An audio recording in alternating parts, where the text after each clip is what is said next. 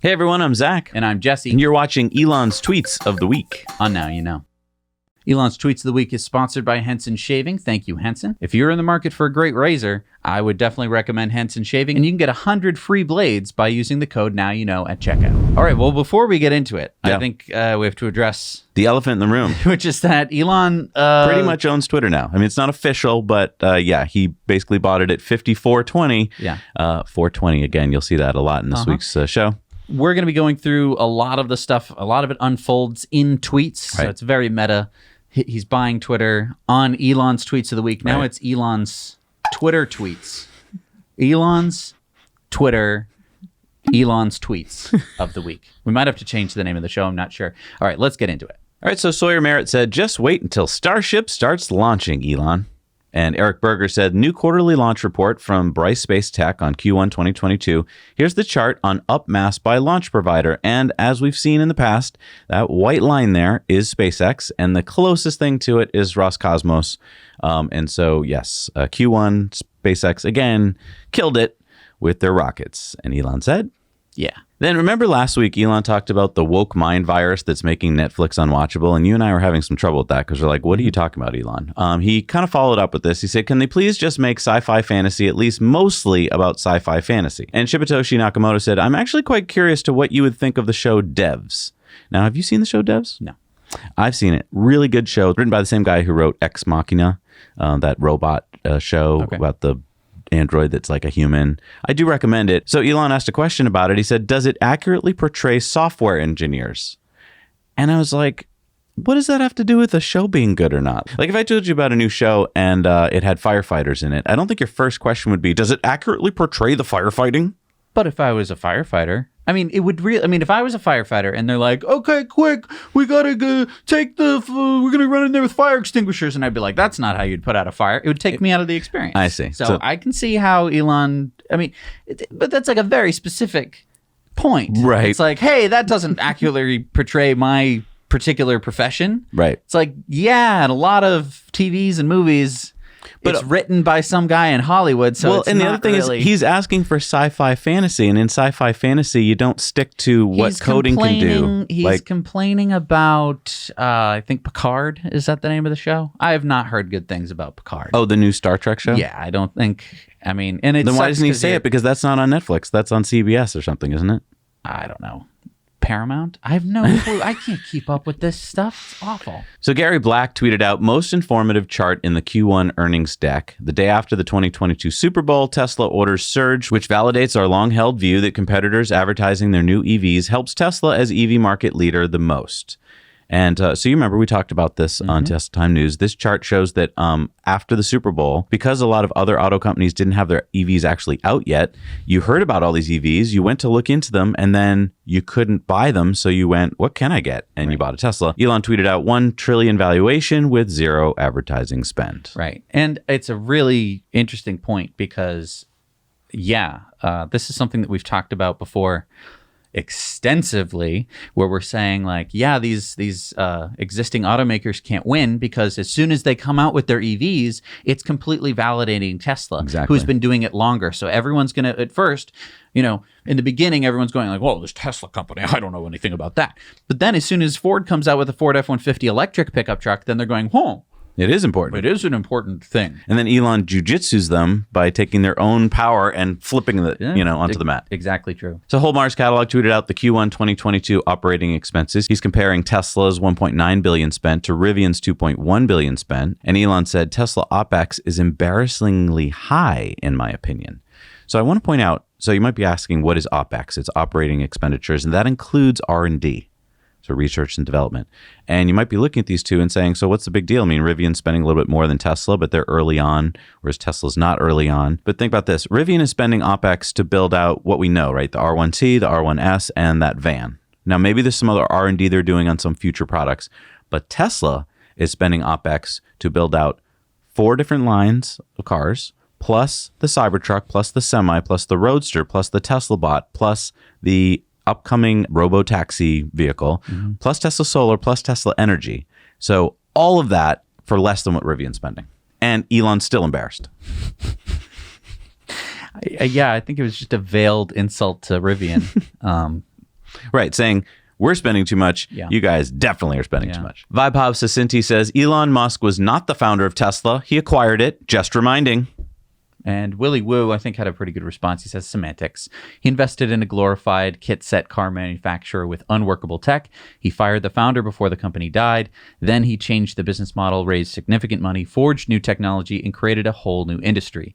That is what founders do. But this is a long tweet thread because when you get Elon started on how Tesla was founded, he has a lot to say. So he said, not even close to that. It was a shell corp with no employees, no IP, no designs, no prototype, literally nothing but a business plan to commercialize AC Propulsion's Zero car, which was introduced to me by J.B. Straubel, not Eberhard. Even the name Tesla Motors was owned by others. Remember, he had to spend $75,000 and basically beg for that name. He went on to say, if filing a shell corp constitutes founding a company, then I'd be the only founder of PayPal since I filed the original incorporation documents for X.com, later renamed PayPal. But that's not what founding means. When Eberhard was fired unanimously by the board in July of 2007 for damn good reasons, no one left with him. That says it all. They say history is written by the victors, but not on Wikipedia if the losing party is still alive and has lots of time on their hands. So then I think Tesla owner Silicon Valley asked a really good question. Why do you think so many people don't know this story? And Elon said, Eberhard has been relentlessly pushing a false narrative about Tesla for 15 years. He's a compelling liar. Fooled me for almost 3 years. Bogus Thought said, in 2008, Elon put everything he had into Tesla. Elon said, I put in all I had, whereas Eberhard, who was worth over $10 million at the time, refused to invest a penny to help Tesla. If it was really his baby, he would never have stood by while it starved to death. And then he tweeted out the judgment of Solomon in Wikipedia. Dima said, are you going to write a book about the history of Tesla and SpaceX? Write the truth and what was happening inside the companies a few years ago. Elon says, I should, but that would take a lot of time away from Tesla, SpaceX, and other work. Walter Isaacson is writing a book. By the way, Walter Isaacson being a Patreon of ours. So, Walter, if you want to call us and ask for some quotes of the book, we're there for you.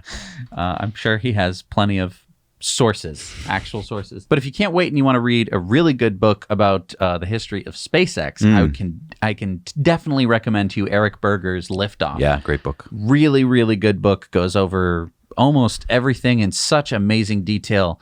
If you read it, you're going to realize how amazing that company is. Yeah. Tesla owner Silicon Valley said, would you be willing to sit down with the club and chat more in detail about the specifics of the early days of Tesla? Short and sweet. Elon said, okay, sure. That's great. Yeah. I mean, I feel like he's gone over this a lot. I feel like he really doesn't like that Eberhard is trying to, get off on this technicality of like, whoa, but you didn't start the company, Elon. Look, I think a good telling point about whether Eberhard was the genius behind it or not is to look at what Eberhard has done since. Elon has gone on to do so many amazing things, and Eberhard is still kind of living in the past and telling like, but I was a founder of Tesla. And I mean, that's great. It looks good on your resume or whatever, but like, it's been a while. And I also think that the auto industry and the big oil industry would love to push this narrative that like Elon isn't the guy you think he is, and, kind of sow dissent into the ranks of the Tesla files. I just, it's boring to me. I've gone through this so many times where I've learned about the history of Tesla, Elon tweets a thing about the history of Tesla. Yeah, I get it. Like, I think it was not a very good business when he acquired it, and then he quite literally worked his ass off to get to where they are today. And so, if someone, takes you 1% of the way and then wants to take credit for the whole thing where you carried it for the rest of the game, like, I just don't get that. Right. And that fits really well into this next tweet thread. Gary Black tweeted out the Financial Times op-ed piece where basically they do this thing in the media where they say like, one nice thing, like Tesla had good earnings. And then they just kind of insinuate all of these things like, well, they're not going to last because supply problems are going to start to happen and blah, blah, blah. And it's like, well, as Elon said, the failures are mine, the successes belong to others. That's the way they keep portraying him. It's like, he didn't do anything right. When things are good, it's because, everyone's buying EVs now, and it's like, just give him credit. Right. No, I mean, I've read so many articles, and it's like any little news story about Elon does this or Elon does that. It's like, headline, attention-grabbing headline. Nothing, word soup. Elon did this back 5 years ago. And you're like, what? And then Elon did that 3 years ago. And you're like, I don't care. You have to scroll. And then you get to the part where they're like, and then Elon said this the other day in a tweet. Here's the tweet. Well, they imply, thanks a lot, news. They imply that if you invest in Tesla, you're investing in, a good company with a crazy leader who could tweet anything out at any time. Mm-hmm. And it's like, sure, he's more open and vocal than other CEOs, but he's also a very thoughtful person. So you're going to get a mix. Yeah, I guess if you want to really just focus on your investment only, you wouldn't invest in Tesla because you don't want this vocal leader. But on the other side of it, I mean, look at this next tweet. Shibatoshi says, social media is a misery machine. And Elon said, always look on the bright side of life. Like, yeah. It's a Monty Python reference. Yep. But this is an interesting tweet, though, because, I mean, he just bought Twitter. And when he was tweeting this out, he was in the middle of buying it. And Twitter is a social media machine. And so, you know, does he want to admit that most social media platforms are kind of based on putting out negative stuff because that seems to be what draws human attention? Pranay says, if Elon's Twitter bid succeeds, he'll focus on solving the real problems, make platforms, algorithms open source, eliminate horrible scam bots, edit functionality, strict adherence to free speech, simpler verification process. Elon said, yes. I mean, great. Why can't that be done by anybody? Like, why does it take a brilliant mind like Elon to solve the problems that we all kind of know need to happen to Twitter to make it a better place? I don't know. I don't. Yeah, it's so complicated, but yeah. Homar's catalog says, laugh out loud. Elon made all the banks going in on the Twitter bid with him sign their commitment letters on 4/20. Elon said that number should probably be on my gravestone at this point. And Brett Winton says, it's okay if Bill Gates is short Tesla. It only has an average ESG rating and is misaligned with climate goals. So long as he is long on equivalent amount of Shell oil, which has a higher ESG rated than Tesla, then there's no hypocrisy at all. All good. And so as you're seeing here in yellow, those are Tesla's ESG ratings. Mm-hmm. And then in green here is Shell Oil's ESG rating, which is a better rating than Tesla's. What does ESG stand for? Environmental, social, and governance. Basically stands for how you can rate your company on all the kinds of goals you should have towards the environment and social justice and, you know, being fairly governed. And Shell Oil Company that sells petroleum-based fossil fuel products has a higher ESG rating than Tesla? Well, it's kind of like it's kind of like that kid in high school who started planning for college like on the day one of freshman year, and so joined all the clubs and made sure that their grade point average was the highest, and like on paper they look like the best student. Doesn't necessarily mean they were the best student, but they knew how to game the system. I see. And then he went to Harvard Business School and then wrote this. Exactly. And then went to work for Shell. Wow. Yeah. How did you know that kid did that? That's amazing. Yeah, as Elon said, ESG ratings make no sense. Shibatoshi tweeted out this joke, time spent by a printer. Actually, printing is blue and beep, boop, beep, geek is in yellow. Elon says Rage Against the Machine never specified what type of machine they were furious with, but I reckon it was probably a printer. And he says, also epic printer scene in Office Space. Where they smash it to bits. Right. Yeah. Why is it that it's 2022 and it still takes printers so long to just print your document? Because they haven't changed since Office Space. Probably before then. It's probably the same chip, you know? Like, yeah. Oh my God, they haven't changed it at all. Okay, so this is kind of a famous tweet now. He tweeted moving on. This was at 7:46 a.m. on April 24th. And to put this in context, he tweeted out, everyone knew what it meant. It meant to the Twitter board, okay, well, I'm probably not interested anymore in buying your company. This forced Twitter over the weekend on a Sunday to meet with their board to try and figure out if they had any other offers and if they should take his offer. This was basically Elon's signal to them where he had checkmated them into a corner and where they would be sued by shareholders for blowing the best deal that they could hope for.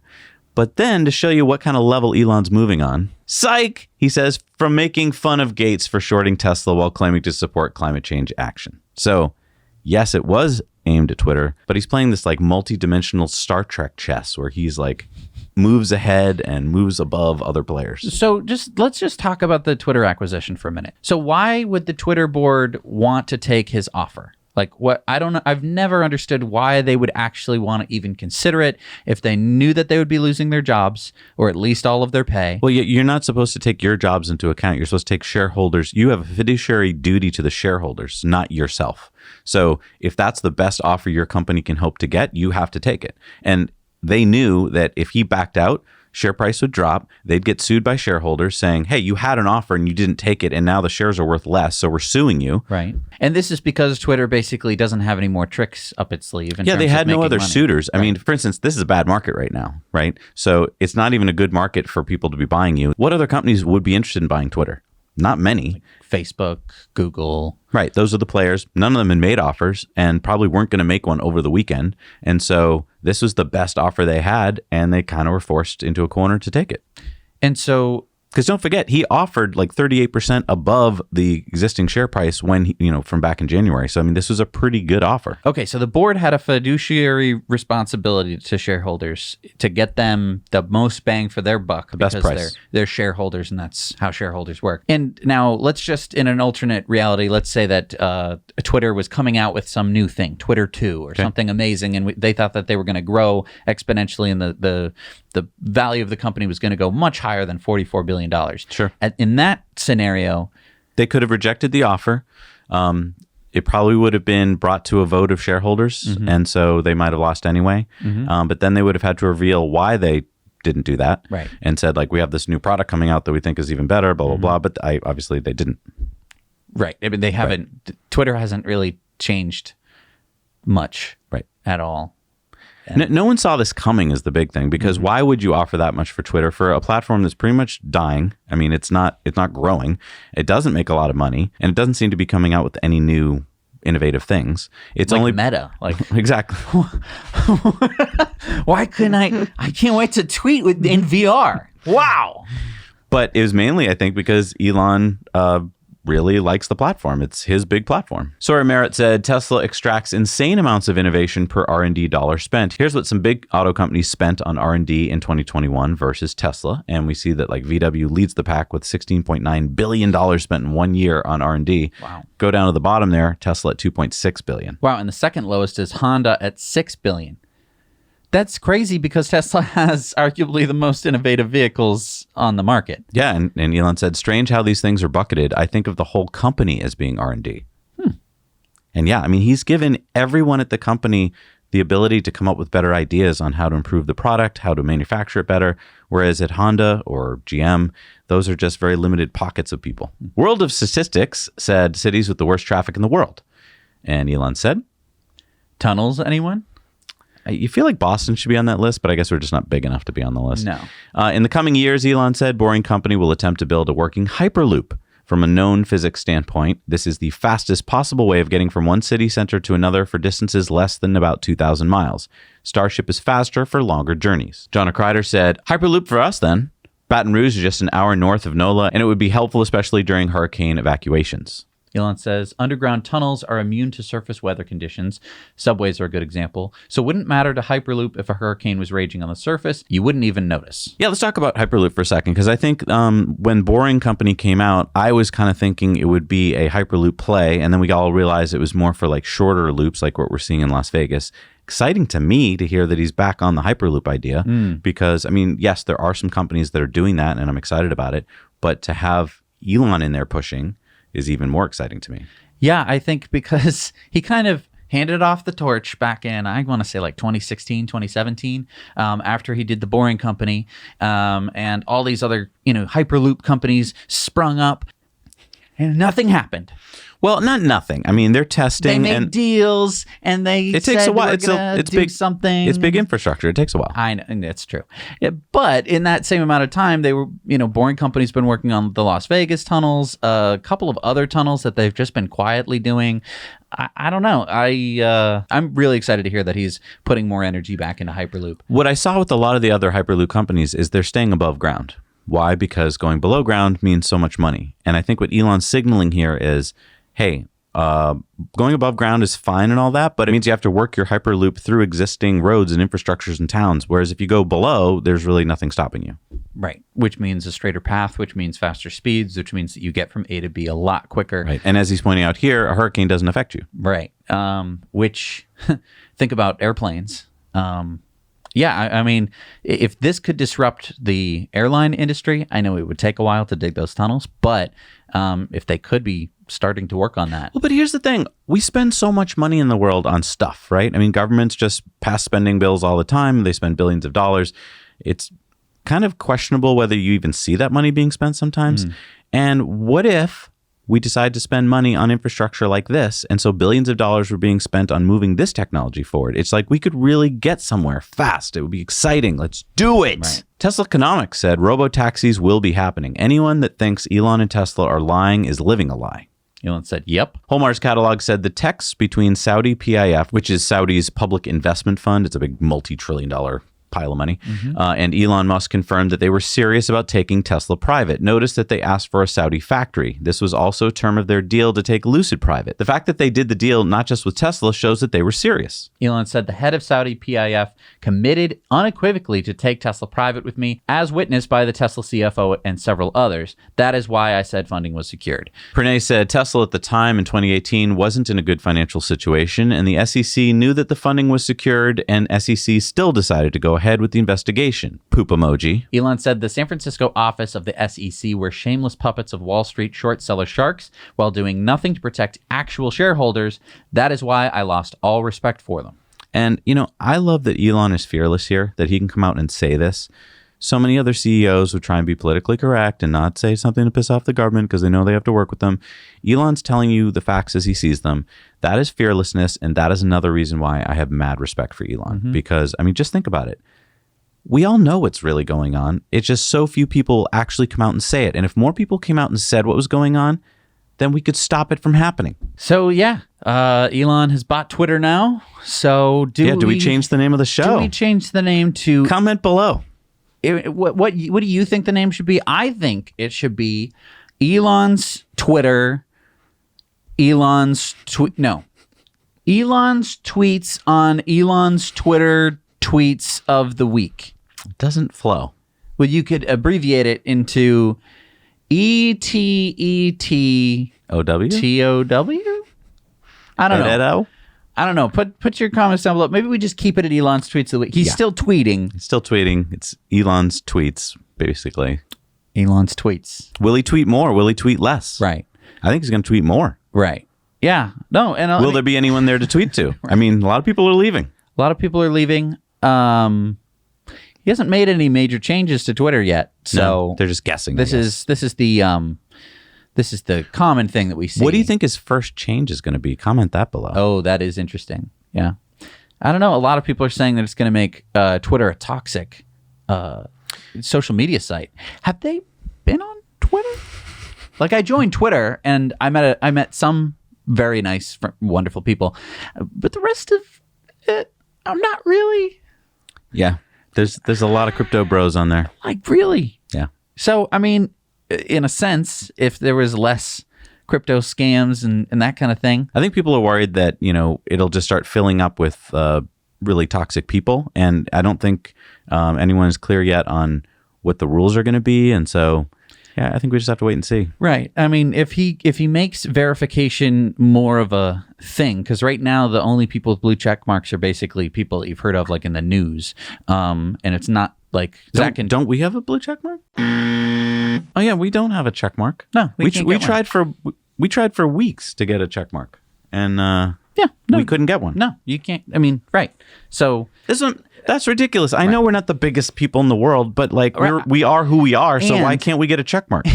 And that would be one thing if it's like, well, Zach and Jesse, you're just not big enough. But a lot of people who follow us, a lot of people who would want to know that it's us, and that it's not someone trying to scam them, because that's a very, very common thing where it's like, hey, I gained a lot of money, or go to this WhatsApp thing. Scam. It's so true. I mean, anyone could just open an account that's like, now you know channel, and pretend to be us. Right. And that's one of the reasons why I don't tweet a lot, because like I don't want to confuse people and have, Twitter, get better at that, Elon.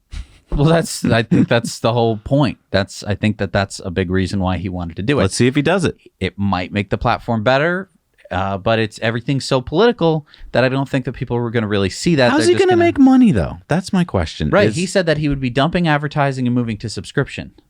Okay. I think I'm not going to pay I'm not going to pay for Twitter. No. No, sirree, no. Bob. I mean, most people borrow their friend's Netflix password. So, like, can I borrow your Twitter password? Yeah. I think you're in trouble there, Elon, if you think you're going to make money with this. I mean, I guess he just really thought that this is going to, like, I mean, this is where like I agree with him on one level and I disagree with him on another. Like, I feel like he's just throwing away $44 billion.